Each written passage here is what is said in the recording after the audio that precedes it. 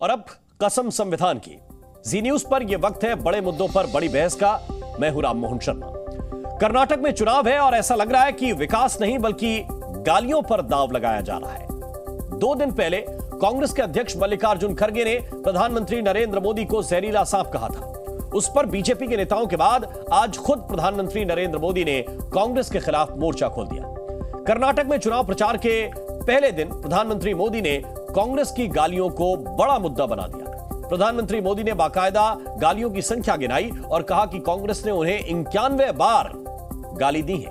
प्रधानमंत्री ने कहा कि कांग्रेस ने उन्हें गालियां देने के बजाय गुड गवर्नेंस पर काम किया होता तो उसकी हालत इतनी खराब नहीं होती। प्रधानमंत्री मोदी ने यह भी कहा कि जो भी देश हित की बात करता है उसे कांग्रेस गाली देती है। प्रधानमंत्री ने सावरकर से लेकर अंबेडकर तक का नाम लिया और कहा कि कांग्रेस ने इन महापुरुषों को भी गालियां दी। प्रधानमंत्री ने कहा कि कांग्रेस की सारी गालियां मिट्टी में मिल जाएंगी और कांग्रेस उन पर जितना कीचड़ उछालेगी उतना ही ज्यादा कमल खिलेगा। हालांकि मल्लिकार्जुन खड़गे ने अपने शब्दों पर सफाई भी दी थी और कहा कि उनका बयान किसी का निजी अपमान करना नहीं है और इसके जवाब में बीजेपी के नेता भी सोनिया गांधी को अपशब्द कहे थे।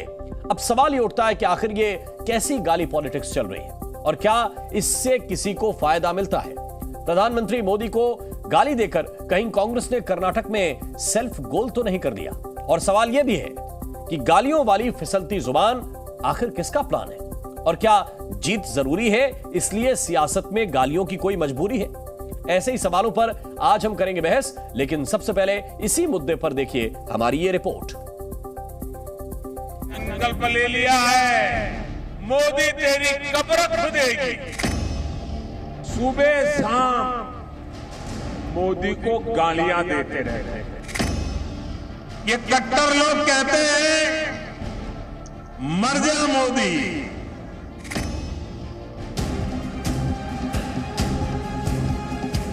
मत ನೀವೇನಾದರೂ ತಪ್ಪು ತಿಳ್ಕೊಂಡ್ರಿ ಮೋದಿ ಅಂದ್ರೆ ಈ ವಿಷದ ಹಾವಿದ್ದಂಗೆ ಆ ವಿಷವನ್ನ ನೆಕ್ ನೋಡಿದ್ರೆ ನೀವು ಮಲಗೇ ಬಿಡ್ತೀರಲ್ಲ। सारी गालियां मिट्टी में मिल जाएगी दोस्तों, सारी गालियां मिट्टी में मिल जाएगी। और कांग्रेस वाले लिख करके रखे, आप जितना ज्यादा कीचड़ उछालोगे कमल उतना ही ज्यादा खिलने वाला है। सोनिया गांधी जी कहती है मौत का सौदागर, प्रियंका गांधी कहती है नीची जाति के लोग और ये कहते हैं विशेला साहब। सोनिया जी और राहुल गांधी जी को खुश करने के लिए इस तरीके के वक्तव्य देना, कभी सांप कहना, कभी बिच्छू कहना, कभी रावण कहना, ये बात बताता है कि कांग्रेस पार्टी का स्तर आज कितना नीचे जा चुका है। बाबा साहब जैसे महापुरुष को कांग्रेस ने ऐसी ऐसी गालियां दी थी, वीर सावरकर जी को गालियां देती रहती है। तो मुझे लगता है चलिए कांग्रेस भी मुझे इतना उन लोगों की तरह सम्मान देती है। मेरा विचार उनकी आइडियोलॉजी को लेकर है, किसी पर निजी अटैक नहीं है। भारत माता की। कांग्रेस गाली देने में समय बर्बाद करती रहेगी, मैं जनता जनार्दन की सेवा में अपने आप को खपाता रहूंगा। नरेंद्र मोदी जेल गए। और इसी पर चर्चा करने के लिए कई खास मेहमान हमारे साथ हैं। पहले उनका परिचय आपसे कराएं। इस वक्त आरपी सिंह जी हमारे साथ हैं, प्रवक्ता हैं भारतीय जनता पार्टी के। सिंह साहब स्वागत आपका। नीरज मिश्रा इस वक्त हमें ज्वाइन कर रहे हैं, प्रवक्ता हैं कांग्रेस पार्टी के। नीरज जी आपका स्वागत। प्रोफेसर संगीत रागी जी इस वक्त हमारे साथ जुड़े हुए हैं, राजनीतिक विश्लेषक हैं। रागी जी बहुत बहुत स्वागत आपका। श्वेता यादव इस वक्त हमें ज्वाइन कर रहे हैं, प्रवक्ता हैं जेडीएस की। श्वेता जी आपका बहुत बहुत स्वागत। घनश्याम तिवारी हमारे साथ हैं, प्रवक्ता हैं समाजवादी पार्टी के। घनश्याम जी आपका भी बहुत स्वागत है। सबसे पहला सवाल नीरज मिश्रा आपसे है, क्या आपको लगता है कि पार्टी प्रेसिडेंट को भी उस तरह की राजनीति करनी चाहिए जैसे वार्ड के पार्षद करते हैं? क्या इस तरह की उपमाएं, इस तरह की चीजें बोलने की जरूरत है ऐसे चुनाव में?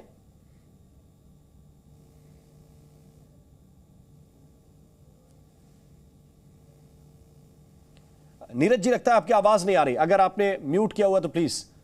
अब मेरी आवाज मिल रही है आपको? क्लियर है, आप बोलिए। शर्मा जी, माननीय राष्ट्रीय अध्यक्ष जी ने अपने बयान पर स्पष्टीकरण दे दिया है, लेकिन मैं अगर आपकी बात मान लूं तो क्या देश के प्रधानमंत्री को जब वो सोनिया जी के बारे में, जिनके परिवार के कितने लोग शहीद हुए, ये देश को दोबारा हमें बताना नहीं चाहिए, उनके बारे में कैसे शब्दों का प्रयोग किया? तो वो तो वार्ड के पार्षद से भी खराब था।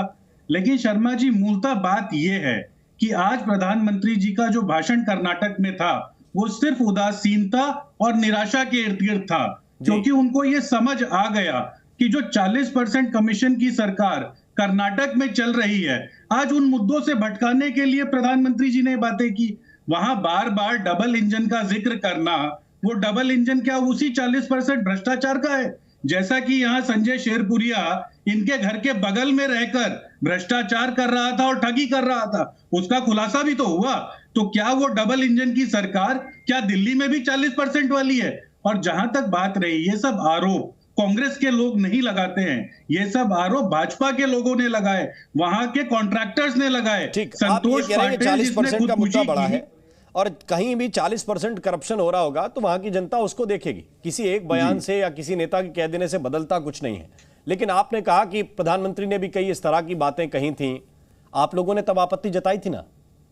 आप लोगों ने तब आपत्ति जताई थी, और इसका मतलब है कि आप लोगों को वो बात गलत लगी, अभी इसलिए कोट कर रहे हैं आप, और उसी ट्रैक पर आप बार बार आ रहे हैं। प्रधानमंत्री कह रहे हैं कि हमको 91 बार गालियां दी, 91 बार।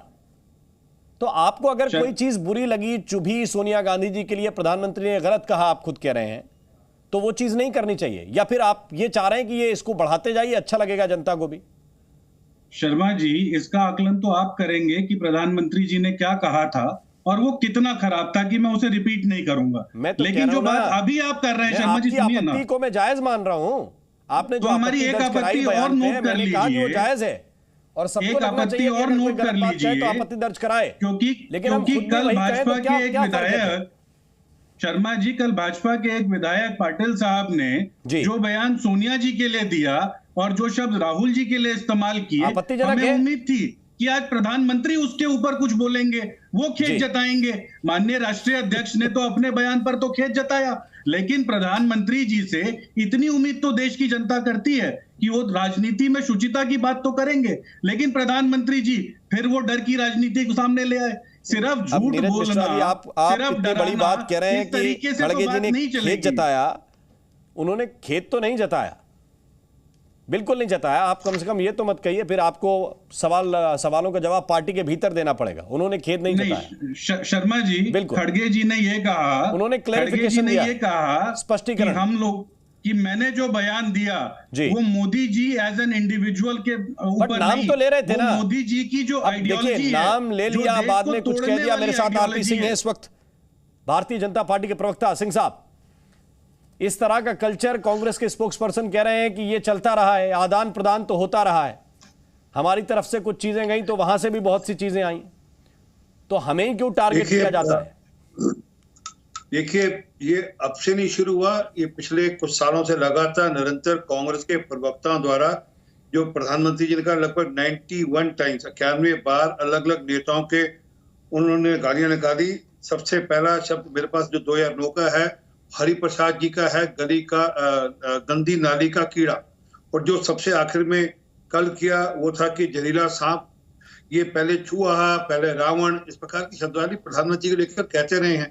और ये समझना चाहिए कि वो देश के प्रधानमंत्री हैं, वो मेरे जहाँ बीजेपी के प्रधानमंत्री नहीं है, हमारे सबके लिए हैं, वो आपके भी हैं, नीरज के लिए भी हैं, जितने लोग हैं सबके लिए वो प्रधानमंत्री हैं। अब देश के प्रधानमंत्री को लेकर कहेंगे कि जहरीला सांप है, उसको छुओगे तो आप मर जाओगे, इस प्रकार की भाषा दिखता है कि कितनी फ्रस्ट्रेशन है चुनाव, क्योंकि ये हार रहे हैं, इसके चलते हुए जो फ्रस्ट्रेशन है वो निकल कर आ रही है, वो जो छटपटाहट है कि हमारे हाथ से चुनाव नहीं हम जीत पा रहे।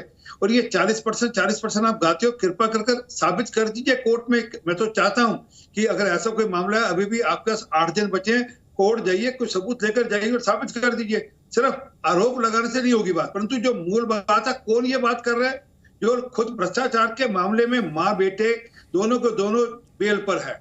नेशनल हेराल्ड के केस में हजारों करोड़ रुपया, मतलब उसकी गिनती नहीं कर सकते। मतलब मेरा अंदाजा 10-12 हजार करोड़ का होता ज्यादा हो। तो जो लोग इतने बड़े घोटाले में बेल पर हैं और वो लोग इस सब की बात करते हैं, उनके नेताओं के ऊपर इनकम टैक्स के बड़े बड़े केसेस हैं। उनके जो कर्नाटका के बड़े नेता हैं, मैं नाम नहीं ले रहा, परंतु उनके ऊपर किस प्रकार के भ्रष्टाचार के मामले में सबको जानकारी है। वो उनके पास जवाब नहीं है। उनकी संपत्ति में किस प्रकार से हजारों करोड़ रुपए का मामला बढ़ा है, वो सबकी जानकारी में है। मूल मुद्दा जो है, मूल मुद्दा है कि क्या आप एक सेकंड राम जी, एक मिनट, क्या आप देश के प्रधानमंत्री को लेकर इस प्रकार के अपशब्द इस्तेमाल करेंगे? अगर आप करना चाहते हैं करिए, हम तो रोक नहीं सकते आपको। कल थोड़ा और भद्दी गाली निकालिए, परंतु ये समझ लीजिए जितनी गालियां आप देश के प्रधानमंत्री जी को निकालते हैं, मोदी जी को निकालते हैं, उतने आपके भाई खाते में जीरो बढ़ते जाएंगे। ठीक, लेकिन सिंह साहब एक सवाल है, आप कह रहे हैं कि प्रधानमंत्री देश के प्रधानमंत्री हैं, भाई सांसद भी देश के ही होते हैं, देश की पार्लियामेंट के ही होते हैं। आपके भी एक एमएलए ने सोनिया गांधी जी को लेकर जो कहा है, क्या वो स्वीकार्य है बीजेपी को? और क्या इस तरह की राजनीति?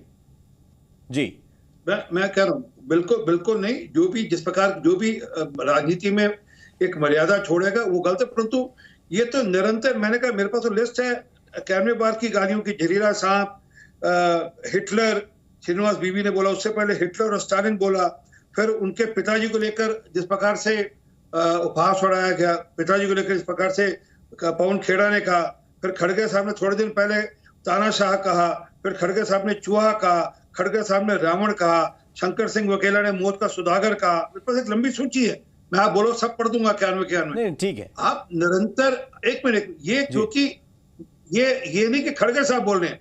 खड़गे साहब का क्या सिस्टम है? खड़गे साहब तो वो बोलते हैं जो उनको कहा जाता है, वो कोई ठीक है एट रैंडम भाषण देते, वो स्क्रिप्टेड भाषण होता है और जो बोलते हैं वो सोच समझ कर बोलते हैं।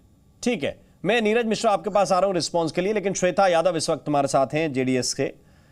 श्वेता, क्या आप देख रहे हैं कि कोई ये मुद्दा वर्क करने वाला है? क्योंकि बीजेपी का तो यह कहना है कि जितनी गालियां दी जाएंगी उतने ज्यादा वोट बढ़ेंगे, उतना कमल खिलेगा। आप इस पे क्या कहेंगे?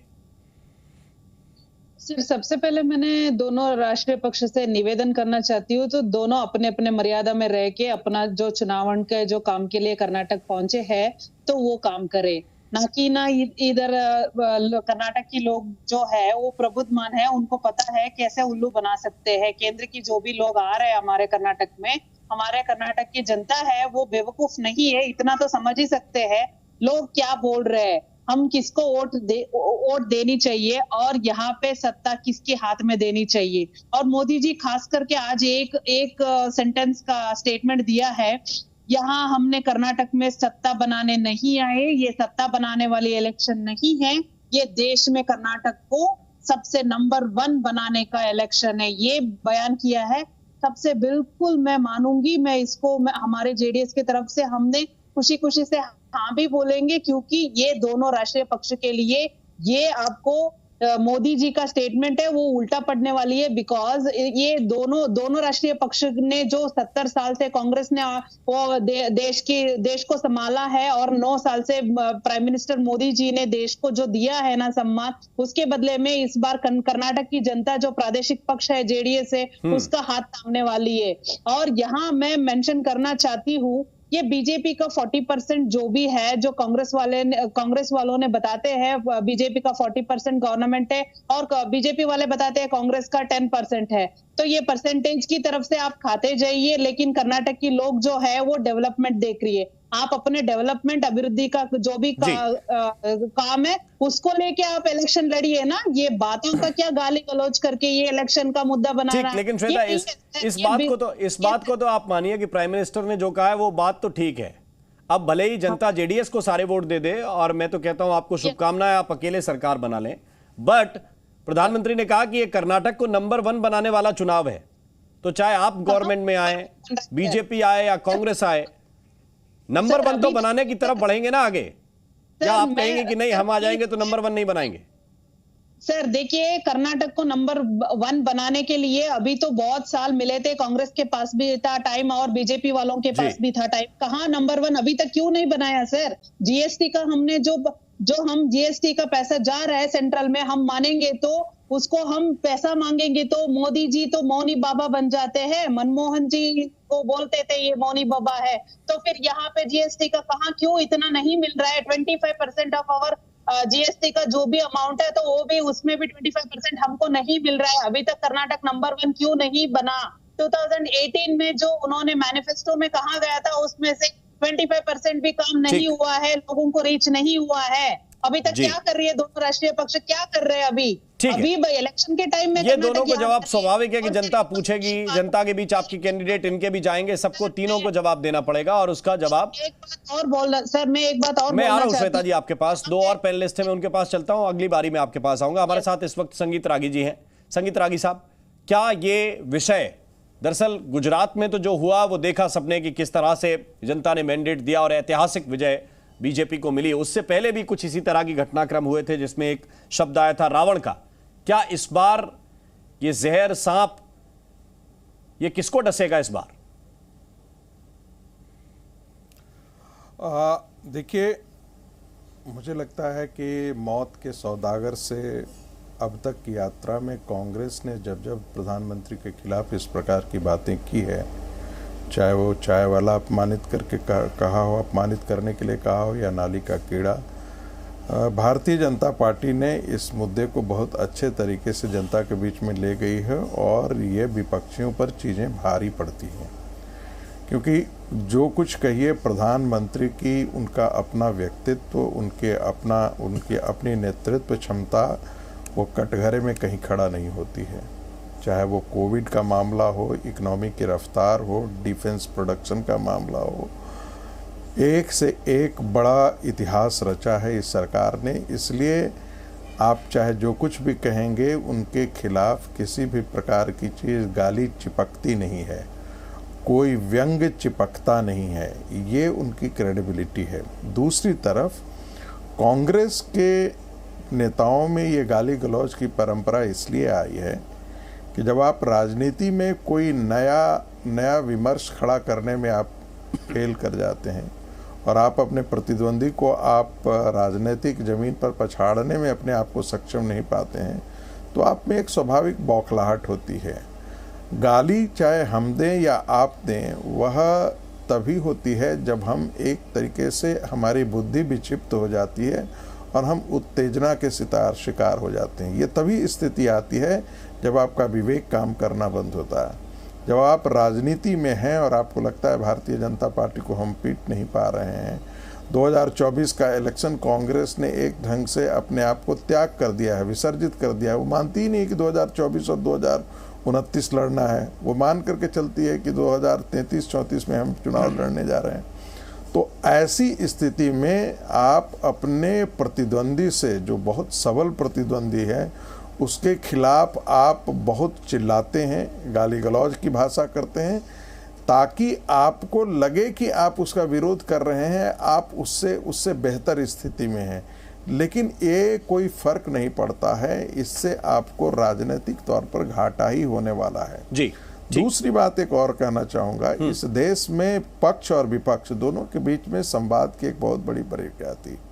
चाहे वो श्रीमती गांधी के समय भी हम ले लेते हैं, इमरजेंसी को एक अपवाद छोड़ दीजिए, तो बड़े अच्छा रहा है संबंध।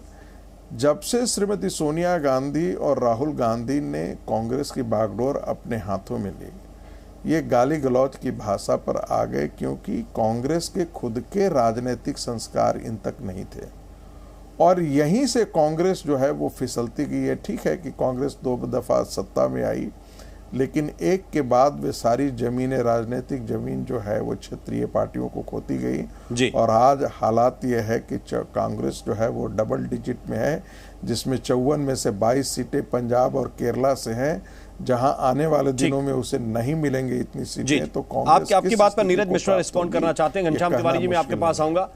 नीरज मिश्रा बोलिए। शर्मा जी, मेरी दरख्वास्त है कि रागी जी संघ के विशेषज्ञ हो सकते हैं और संघ की पृष्ठभूमि है, तो कांग्रेस के बारे में ज्यादा टिप्पणी ना करें और माननीय राहुल गांधी और सोनिया गांधी पर टिप्पणी ना करें। उनको मालूम नहीं है कि उन लोगों ने इस देश के लिए क्या किया, और मैं बताने लगूंगा तो आपका जो शो है वो पूरा खत्म हो जाएगा। आप राजनीतिक शास्त्र पढ़ाते हैं तो दोनों तरफ की बात करिए। आप सिर्फ एक तरफ की जो बीन बजाते हैं वो सबको पता है। सुन तो लीजिए जी, देखिए बोलिए। स्वस्थ परंपरा है, अभी मैं आपसे बोलूं कि आप बीजेपी पे कुछ ना बोलें क्योंकि आप कांग्रेस के कार्यकर्ता हैं, डिबेट एक कदम आगे नहीं बढ़ेगी। शर्मा जी तो इनके नीचे लगा दीजिए कि अघोषित प्रवक्ता है भाजपा के। जब आप बीजेपी पे नहीं बोलेंगे मैं बाहर लगा दूंगा कि आप कांग्रेस के स्पोक्सपर्सन हैं, आप बीजेपी पे नहीं बोलेंगे। राजनीतिक विश्लेषक को बुला रहे हैं तो अगर उसमें निष्पक्षता हो तो चलेगा, नहीं तो आप लिख दीजिए। अच्छा शर्मा जी, इसके बाद आप तर्क आपको पसंद ना आए तो आप उसका उत्तर दे सकते हैं। शर्मा जी, आरपी सिंह साहब ने कहा कि कांग्रेस के लोग 40% कमीशन की सरकार की बात कर रहे हैं। हम आरपी सिंह जी को याद दिला देते हैं और तथ्य दे देते हैं। संतोष पाटिल भाजपा का एक कार्यकर्ता था जो कि कॉन्ट्रैक्टर था, उसने प्रधानमंत्री जी को चिट्ठी लिखी कि मुझसे सड़क के कॉन्ट्रैक्ट के निर्माण में 40% कमीशन ईश्वरप्पा जी ने मांगा। उसके बाद उस आदमी ने आत्महत्या कर ली। ऐसे 3 कॉन्ट्रैक्टर हैं जिन लोगों ने आत्महत्या की और कहा कि भाजपा के नेता हमसे 40% कमीशन मांगते हैं। रूपसा जो कि सरकारी स्कूलों की वहां की एजेंसी है, उसने कहा कि स्कूलों के अंदर जो काम होता है उसके अंदर काम कराने के लिए मुख्यमंत्री कार्यालय से 30% मांगा जाता है। और ये छोड़िए, ये धर्म के ठेकेदार बनने वाली पार्टी श्रीलंगम ट्रस्ट, जो सबसे बड़ा ट्रस्ट है वहां पर, जो श्रीलंगम मठ है, वहां श्रीलंगम मठ ने कहा कि हमारे मठ में कार्य कराने के लिए सरकार 40% कमीशन मांगती है। तो ये सारी चीजें प्रधानमंत्री जी के प्रधानमंत्री जी आज इस बात को क्यों नहीं मानते थे कि वो आशा जो उदासीनता आज उनके बजट में थी वो इसलिए थी 6.5 करोड़ जनता, उस प्रबुद्ध जनता ने मान लिया है कि ये 40% वाली जो कमीशन खोरी की सरकार है, आज इसको हमें यहाँ से भगा देना है। और यही उदासीनता प्रधानमंत्री जी के चेहरे पर दिख रही थी।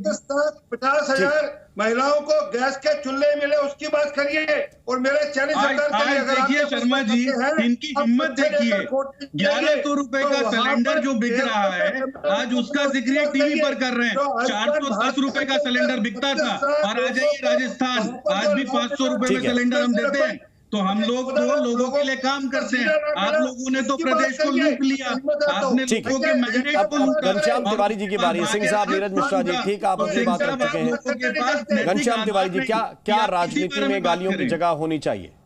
प्रधानमंत्री कह रहे हैं कि 91 बार इस तरह के घटनाक्रम हुए और जब जब मुझे गाली दी गई तब तक वोट बढ़े हैं, आगे भी बढ़ेंगे।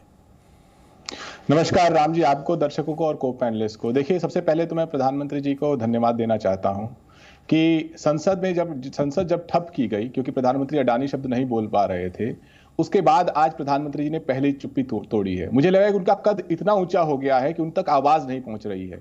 उन तक आवाज नहीं पहुंची जब सत्यपाल मलिक जी ने कहा कि प्रधानमंत्री ने उन्हें चुप रहने को कहा और हमारे 40 जवान शहीद हो गए क्योंकि उन्हें जहाज सरकार नहीं दे पाई। उन तक आवाज नहीं पहुंची जब हमारी बेटियां कह रही हैं कि भारतीय जनता पार्टी के एक सांसद ने 1000 से अधिक लड़कियों का शोषण किया। ये कहानी हम रामायण महाभारत में भी हम नहीं सुनते हैं, तालिबान में भी नहीं सुनते हैं कि एक व्यक्ति के ऊपर ऐसा आरोप लगा। लेकिन प्रधानमंत्री जी जिनकी तस्वीरें हैं, जिन्होंने कहा कि मेरे परिवार के सदस्य, आवाज नहीं पहुंची, उन तक आवाज नहीं पहुंची जब देश ने बोला कि आपकी सरकार कहती है संसद में कि हमारे देश में प्रतिदिन 450 लोग सुसाइड करते हैं, 115 जिसमें मजदूर होते हैं, 63 महिलाएं होती हैं, 30 किसान होते हैं प्रतिदिन इनकी सरकार में। और प्रधानमंत्री जी एक मंच पे खड़े होकर कहते हैं, मैं एक चुटकुला सुनाता हूं, एक प्रोफेसर की बेटी ने आत्महत्या कर ली। यह प्रधानमंत्री जी का चुटकुला है। तो मुझे लगता है कि आज इतने दिनों बाद प्रधानमंत्री जी ने चुप्पी तोड़ी है, तो मुझे अच्छा लगता वो इन मुद्दों के ऊपर चुप्पी तोड़ते। लेकिन शायद प्रधानमंत्री जी को वही सुनाई देता है जो वो सुनना चाहते हैं कि किसने क्या कहा, किसने क्या नहीं कहा। अगर किसने क्या क्या कहा ये सुनते तो उनको सुनाई देता है कि कैलाश विजयवर्गीय देश की बेटियों को सुर्पणखा कहते हैं। अगर वो सुनते तो भारतीय जनता पार्टी के ट्विटर हैंडल में उत्तर प्रदेश में जाते और किस तरीके से एक पूर्व मुख्यमंत्री को भारतीय जनता पार्टी औपचारिक रूप से आरोप लगा रही है, तस्वीरें डालकर जलालत की राजनीति कर रही है, वो उनको दिखाई देता। अगर वो ये सुनते कि किसने क्या कहा तो उनको ये दिखाई देता कि समूचे देश में लोग प्रधानमंत्री जी को सुनना चाहते हैं। और ऐसा नहीं हो सकता कि हमारी 100 से हमारी बेटियां इस तरीके से घनश्याम तिवारी भी कहीं ना कहीं कह रहे हैं कि मल्लिकार्जुन खड़गे जो कह गए वो ठीक है, बाकी क्या दिक्कत है? ये भी ना सुनते प्रधानमंत्री, आप ये कह रहे हैं। मैं सिर्फ ये कह रहा हूं कि प्रधानमंत्री जी सुनना शुरू कर रहे हैं, तो मैं देखना चाहता हूं कि कहां तक सुनेंगे। क्या बेटियों की आवाज सुनेंगे, क्या सैनिकों के परिवारों की आवाज सुनेंगे? क्या प्रतिद्वंदी पार्टी के अध्यक्ष की बात भी ना सुने, आप ये कह रहे हैं? ठीक है, एक छोटा सा ब्रेक ले रहे हैं, ब्रेक के बाद वापस लौटते हैं। इस विषय पर आगे भी चर्चा जारी है, क्योंकि ये एक बार की बात नहीं है, ये लगातार हर जब भी एक नए राज्य का चुनाव आता है या फिर लोकसभा चुनाव आएंगे तो नए सिरे से ये गालियों का दौर शुरू हो जाएगा और फिर उसकी संख्या बढ़ जाएगी। अभी 91 है, आगे जाकर कहां पर रुकती है ये देखना होगा। और बात आज इसी बात को लेकर कर रहे हैं कि क्या राजनीति में गालियों की कोई मजबूरी है या वोट जरूरी है इसलिए गाली मजबूरी हो जाती है। जब तक इस तरह के प्रहार न किए जाएं तब तक क्या वो प्रहार जनता की समझ में नहीं आते हैं?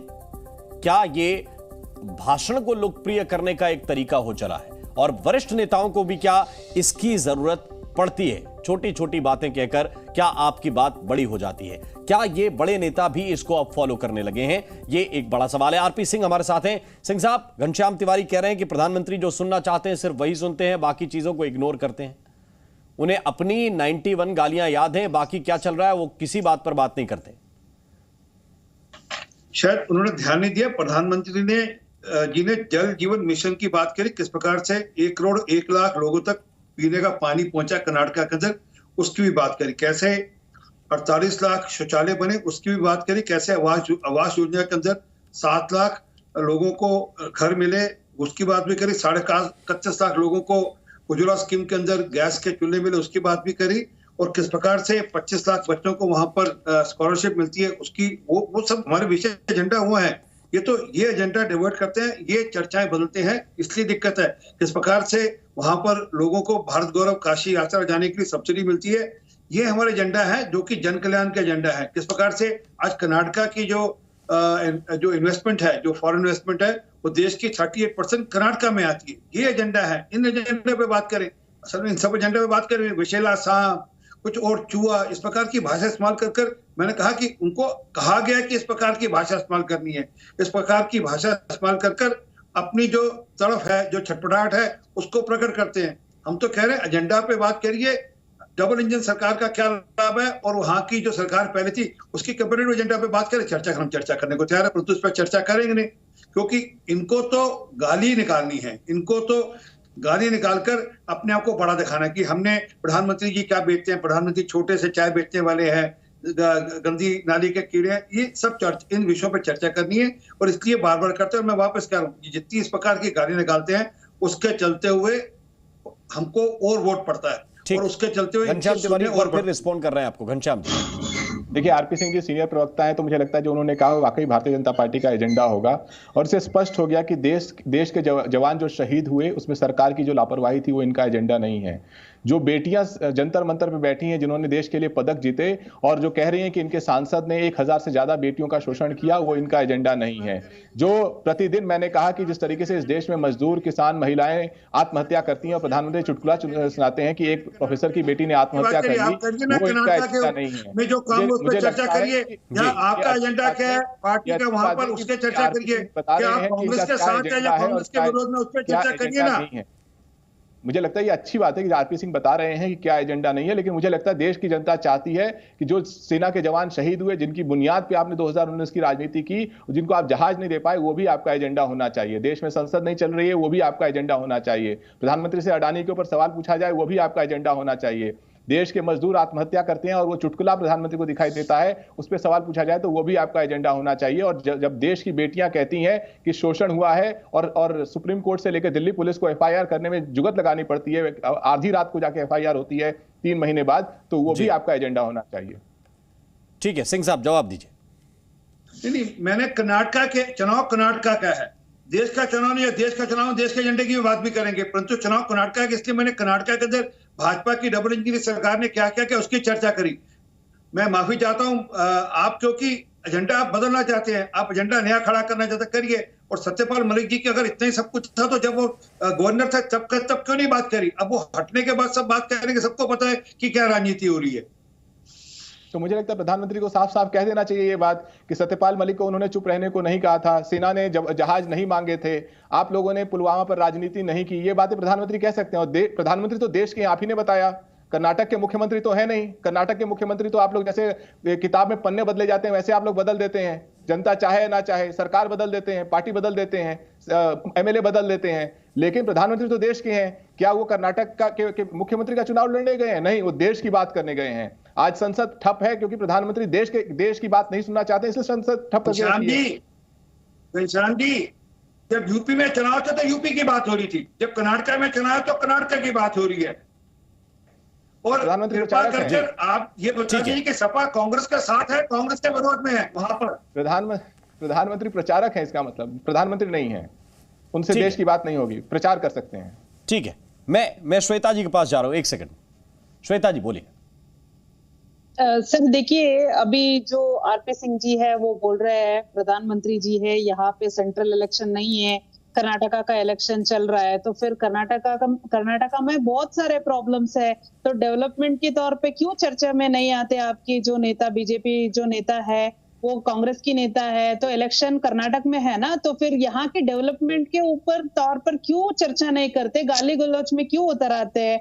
तो आप बीजेपी की जो प्राइम मिनिस्टर है वो तो सबके लिए है, बीजेपी से बने हैं, लेकिन देश की प्राइम मिनिस्टर है, उनको तो और भी बहुत सारे काम होगा। तो यहाँ पे कर्नाटक में एक ताल्लुक कचहरी का एक तहसीलदार जो काम करते हैं ना, हक पत्र जो देते हैं लोगों को, वो देने के लिए दिल्ली से प्रधानमंत्री को यहाँ आने की क्या जरूरत पड़ गई? और हर एक इनाग्रेशन में मोदी जी को यहाँ आना पड़ रहा है। जो पिछले 1 साल हो गए शिवमोगा का अभी हाल ही में हुआ है, वो एक एयरपोर्ट इनाग्रेशन हुआ है, उसमें तो अभी तक एक भी फ्लाइट नहीं आया। तो कहाँ पे आपकी डेवलपमेंट है? कौन सी स्टेट में कर रहे हैं आप इलेक्शन? डेवलपमेंट कहाँ पे कर रहे हैं? और जो दूसरे राज्य से अलग है कर्नाटक, उसकी भी चर्चा कर लो, जो नया ड्राइवर बने उसकी भी चर्चा कर लो। आपकी बीजेपी वालों के पास ना एजेंडा है, कोई स्ट्रॉन्ग मैनिफेस्टो है, बस बोलते हैं राम पे आ जाते। राम तो हमारे पूर्वज भी पूछते थे। मुझे राम पे भी कुछ कहना है। देखिए, एक मिनट मेरे ठीक, कंप्लीट करने दीजिए श्वेता को, फिर इसके बाद आपके पास सिंह साहब आ रहा हूं।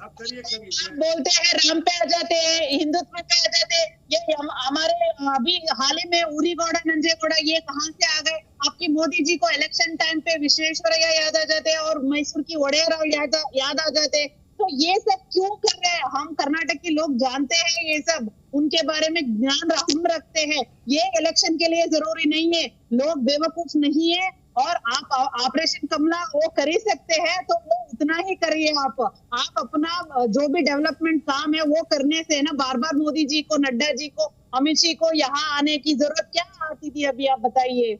ये कोई डेवलपमेंट की काम नहीं है, ना कांग्रेस किया है ना बीजेपी किया है। इसकी वजह से दोनों राष्ट्रीय पक्ष बार बार यहाँ पे हर दूसरे दिन आ जाते कर्नाटक में। क्या जरूरत आ गई इतना? नहीं, बात तो श्वेता जी आप ठीक कह रही हैं, लेकिन जरा बताइए कि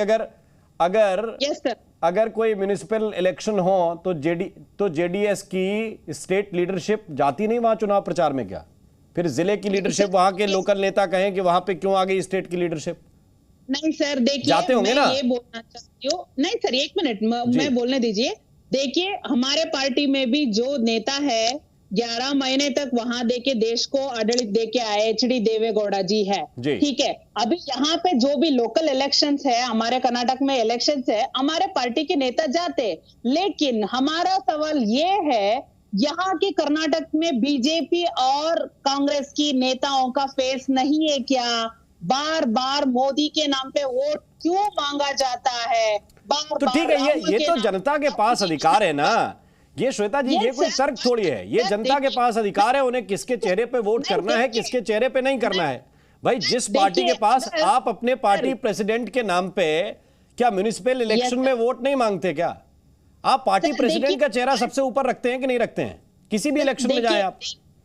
नहीं सर, पार्टी का वो जो आप राज्याध्यक्ष है उनका जो भी लीडर का फेस लेके भी जाना चाहिए, लेकिन नहीं, ऑब्वियस है कि कैंडिडेट कोई वोट पड़ेगा, ये तो सामान्य बात है। अब चाहे राहुल गांधी का चेहरा हो, नरेंद्र मोदी का चेहरा हो, सोनिया गांधी जी का चेहरा हो, खड़गे जी का चेहरा हो, या आपकी पार्टी की जो स्टेट लीडरशिप है उसका चेहरा हो, भाई वोट तो कैंडिडेट को पड़ेगा। एक मिनट सुनिए, अगर हम राहुल जी को देख के, मोदी जी को देख के हम वोट देने लग गए, आप मान लीजिए दे भी दिए, तो हम कहां पे जाके मोदी जी को हम अपना वो जो भी दुगड़ा सुनाएंगे? आप बताइए। यहाँ की लोकल नेता जो है हमारी कॉन्स्टिट्यूएंसी के हिसाब से जो लोकल नेता है उनकी जरूरत है यहाँ की लोगों को। यकीनी तौर पर कैंडिडेट ही काम करते हैं, उनके लिए कैंडिडेट ही जाएंगे, लेकिन उनको कमांड करने का काम उनकी लीडरशिप हमेशा से करती आई है और करेगी। कर्नाटक में लीडरशिप नहीं है सर, बीजेपी या कांग्रेस में लीडरशिप नहीं है। ठीक है, बीजेपी कांग्रेस दोनों में लीडरशिप नहीं है, तो फिर कहां से इतनी सीटें ले आते हैं? जिनके पास लीडरशिप है उनकी सीटें क्यों नहीं आती? इतना लीडरशिप जिनके पास लीडरशिप है उनकी सीटें क्यों नहीं आती? आपके पास लीडरशिप है, कितनी सीटें आई थी पिछले चुनाव में? सर बहुमत आना चाहिए था, क्यों बहुमत नहीं मिला? मैं वही तो पूछ रहा हूँ, आपके पास कितनी लीडरशिप है, आपकी कितनी सीटें आई? मैं तो सामान्य सवाल पूछ रहा हूँ। देखिए हमारा तो प्रादेशिक पार्टी है, छोटा सा ऑब्वियस है, तो यूपी में भी ढेर सारी प्रादेशिक पार्टियां रही जो बीजेपी कांग्रेस दोनों को हराती रही हैं। बिहार में भी प्रादेशिक पार्टियां हैं, वो कांग्रेस को चौथे नंबर पे धकेलती रही है। वोट देते हैं ऑब्वियस है, तमाम राज्य ऐसे हैं जहां की क्षेत्रीय पार्टियां वहां पर बम्पर वोट पाती हैं, तो ये तो अलग तर्क हो गया कि नहीं। ठीक है, मैं वापस जाता हूं विषय को लेकर। नीरज मिश्रा के पास बहुत छोटी सी टिप्पणी। सिंह साहब एक सेकंड बस, मैं विषय पे वापस एक छोटी सी रह जाएगी बात, संदर्भ की बात रह जाएगी। ठीक बोलिए। मुझे तो उन्होंने राम का नाम लिया, मैं भूल गया। आज सीता मैया की नमी है। आपके दर्शकों को, व्यूअर्स को बहुत बहुत सीता मैया की नमी की भी बधाई। ठीक है सिंह साहब, आपको भी बहुत बहुत बधाई, और मिश्रा जी आपको भी बधाई। लेकिन मैं वापस विषय पे लौटना चाहता हूं, और विषय यह है कि क्या यह आवश्यक है? इतना बढ़िया आप लोग चुनाव लड़ रहे हैं, आप कह रहे हैं कि 50 मुद्दे हैं, करप्शन का मुद्दा सबसे बड़ा है, आप लोग वापस आने वाले हैं, आपके नेता दावा कर रहे हैं 150 सीटें पाएंगे, तो क्यों ये बिलो द बेल्ट प्रहार करने? शर्मा जी, ये तो कर्नाटक की 6.5 करोड़ जनता ने अपना मन बनाया है कि वो इस बार जो डबल इंजन की सरकार जिसके बारे में मोदी जी बात कर रहे हैं, उनको वो नहीं चाहिए। क्योंकि उस डबल इंजन की सरकार ने इनको दिया क्या?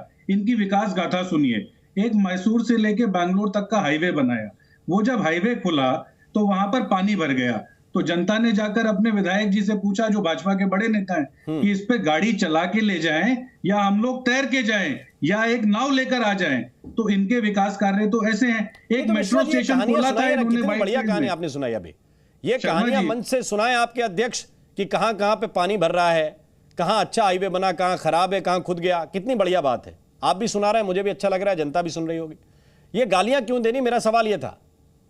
शर्मा जी, हमने तो कहा कि हमारे नेता ने तो स्पष्टीकरण दे दिया, लेकिन आज भाजपा से तो सवाल पूछिए, आज मोदी जी से तो सवाल पूछिए कि उनके नेता ऐसी भाषा जो असंसदीय होने के साथ साथ गली मोहल्ले में नहीं की जा सकती, ऐसी भाषा का प्रयोग मोदी जी स्वयं और इनके नेता मंचों से कैसे कर लेते हैं? आज इस पर सवाल भी तो पूछना जरूरी है। बात सिर्फ इतनी है, वो निराशा, वो उदासीनता जो मोदी जी के अंदर दिख रही है। रागी साहब ने ठीक कहा था, जब एक नैतिक शून्यता होती है ना किसी के अंदर, तब वो ऐसी बात करता है। इसीलिए 50 करोड़ की गर्लफ्रेंड, जर्सी गाय और ना जाने क्या क्या नरेंद्र मोदी जी मंचों से कहते हैं। वो नैतिक शून्यता मोदी जी की दिखती है, और इसीलिए आज कर्नाटक की जनता कह रही है कि इनको हम लोग तो रास्ता दिखा देते हैं। उसी शून्यता की कैटेगरी में डालेंगे? तटस्थ होकर बात कीजिए।